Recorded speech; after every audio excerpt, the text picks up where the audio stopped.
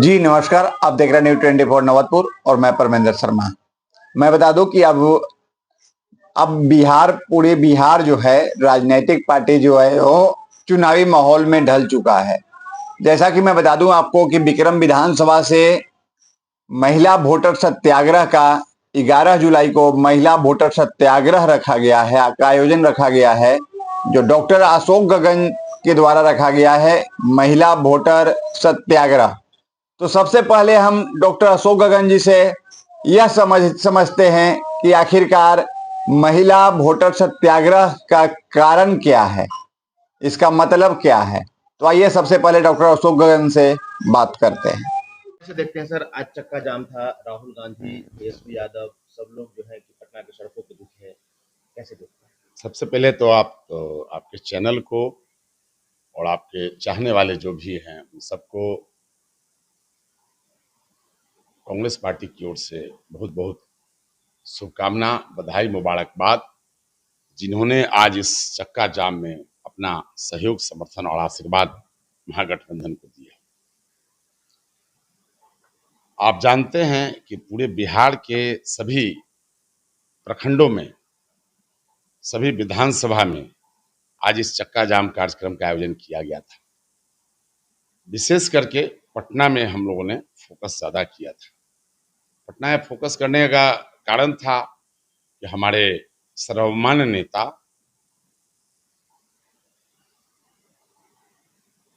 लोकसभा में नेता विरोधी दल जननायक राहुल गांधी जी का आज पटना में आगमन हुआ था। उन्होंने भी बिहार के तमाम 8 करोड़ सम्मानित मतदाताओं को समर्थन देने का फैसला किया। वो आए और उन्होंने 8 करोड़ सम्मानित मतदाताओं का आवाज बनने का प्रयास किया, जिनका नाम काटने की इलेक्शन कमीशन के द्वारा कोशिश की जा रही है। उसका विरोध किया, उन्होंने अपनी बात रखी, संविधान सम्मत कार्रवाई करने का उन्होंने आग्रह किया। साथ ही साथ उन्होंने यह भी याद दिलाया कि सरकारें आते और जाते रहती है, कोई भी सरकार इतना मदमस्त न हो जाए कि किसी भी तरह का फैसला ले। कोई अंधा कानून वाला फैसला अगर लिया जाएगा तो इस मुल्क में लोकतंत्र कमजोर पड़ेगा। ये जो फरमान है इलेक्शन कमीशन का, हम लोग कड़ी भर्त्सना करते हैं, कड़ी निंदा करते हैं तमाम बिहार वासियों की ओर से, तमाम मतदाताओं की ओर से, जिनको बेवजह और कारण परेशानित किया जा रहा है। एक तरह से उनको मानसिक रूप से प्रताड़ित करने का प्रयास किया जा रहा है, क्योंकि आप जानते हैं कि बिहार सरकार की बेहतर नीति नहीं होने के कारण यहाँ के 40% लोग पलायन कर गए हैं, देश के अलग अलग कोने में और दुनिया के अलग अलग कोने में। वो 40% लोग को भी चुनाव आयोग के नए नियम के अनुसार अपने घर पर आ करके और उनको अपना डॉक्यूमेंट वेरिफिकेशन करवाना पड़ेगा। ये बहुत शर्म का बात है कि जब बिहार के युवा, किसान, महिला, छात्र, नौजवान, व्यवसायी जब अपने अपने हक की बात कर रहे हैं, तो ये भटकाने के लिए डबल इंजन की सरकार, नीतीश कुमार और भारतीय जनता पार्टी नीति सरकार प्रमुख मुद्दा से उलझाए हुए अब अपना वोट देने का अधिकार में अपना उलझाए हुए रखेगा और ये सब करते करते 25 तारीख समाप्त हो जाएगा। यहाँ उन लोगों की मंशा है कि 2 करोड़ कम से कम लोगों को हम 2 करोड़ लोगों का वोट को हम डैमेज करें। लेकिन एनडीए के नेता कह रहे हैं कि बिहार में चक्का जाम का असर कुछ भी नहीं दिखा। ये लोग राजद के कुछ गुंडे थे जो कि लोगों को परेशान करने के लिए, शांति भंग करने के लिए सड़कों पर उतरे थे। एनडीए के तमाम साथियों से हम लोग और कुछ अन्य सराहना की उम्मीद तो हम लोग किए हुए बैठे नहीं है।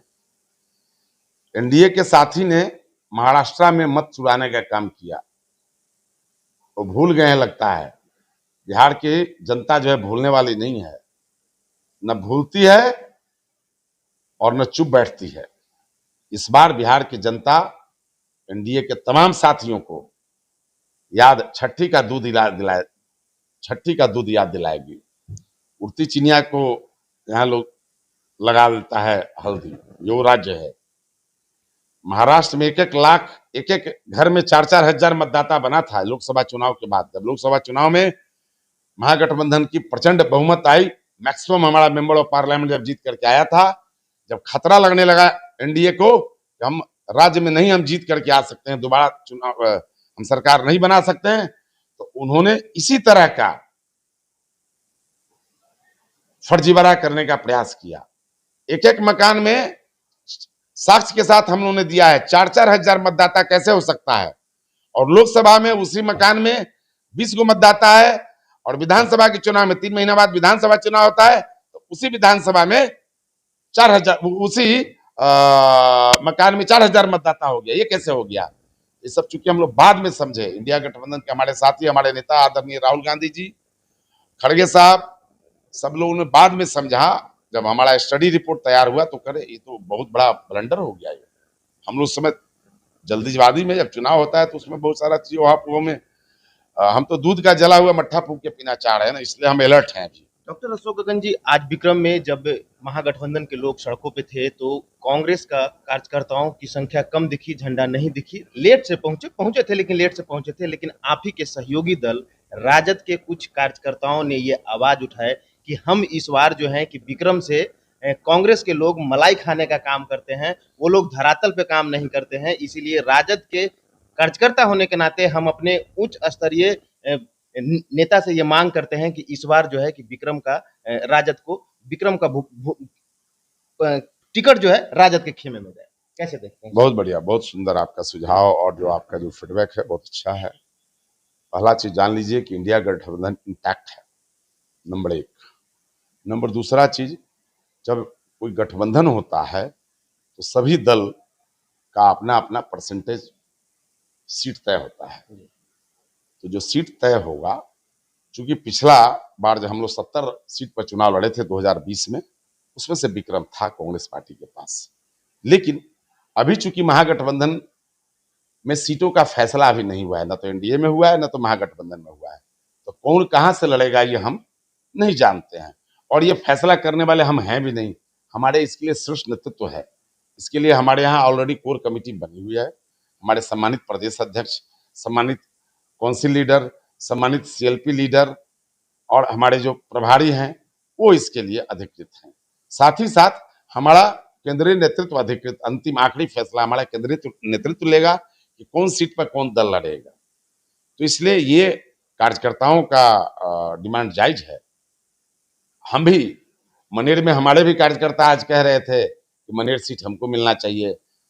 फुलवाड़ी में हमारे कांग्रेस के कार्यकर्ता कह रहे थे फुलवाड़ी सीट हमको मिलना चाहिए। पाली के हमारे हमारे कांग्रेस पार्टी के पदाधिकारी हैं, वो कह रहे थे कि पाली सीट कांग्रेस को मिलना चाहिए, मसौड़ी सीट कांग्रेस को मिलना चाहिए। तो ये सब हम लोग दल के आपस के लोग, हम लोग अलग अलग विधानसभा की बात करते हैं, ये हमको मिलना चाहिए, हमको मिलना चाहिए। इसके लिए तो फैसला नेतृत्व करेगा, नेतृत्व करेगा, कौन सीट कौन लड़ेगा, ये फैसला हम नहीं कर सकते हैं, और आप भी नहीं कर सकते हैं। और जो हमारे जो साथी, जो हमारे महागठबंधन साथी हैं, जिन्होंने सुझाव दिया आपको, वो भी नहीं कर सकते।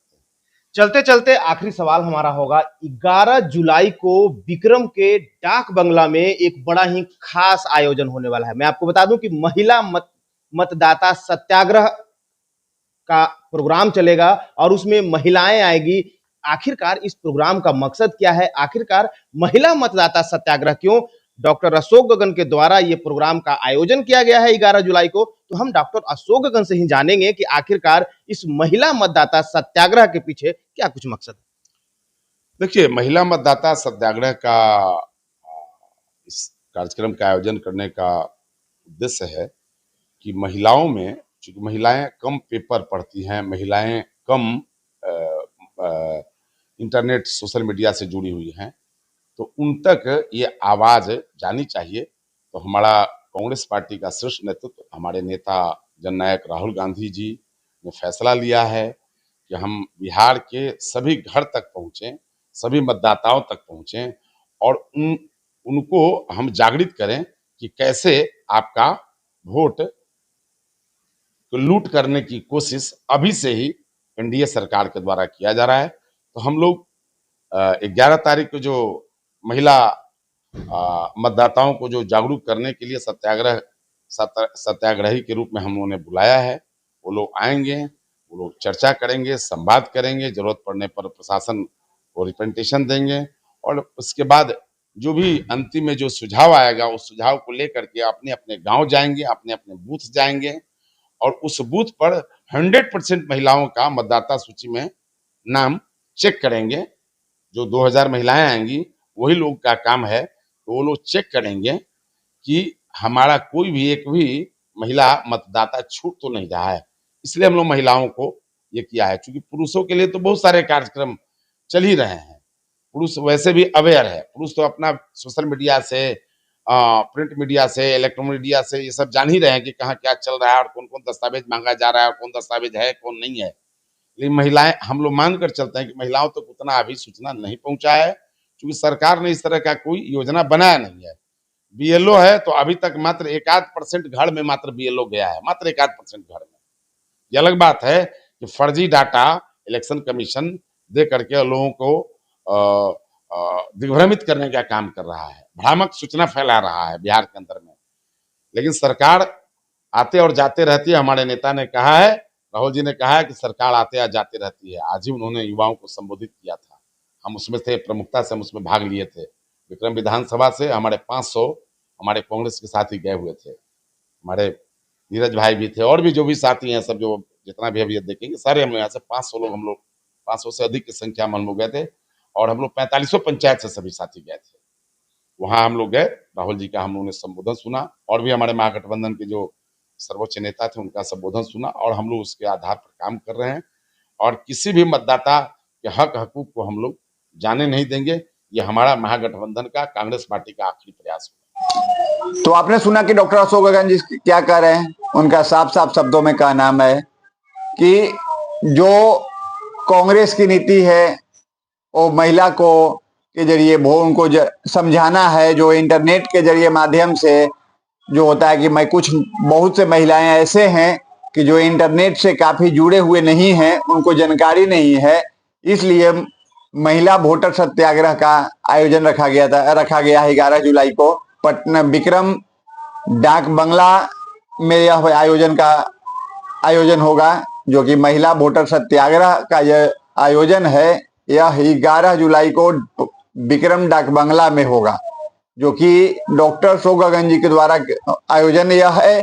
और यह आयोजन क्यों किया जा रहा है इन्होंने भी साफ शब्दों में बताए। लेकिन आप अपनी राय भी अवश्य करें, लाइक शेयर करना भूलें। जय हिंद, जय बिहार।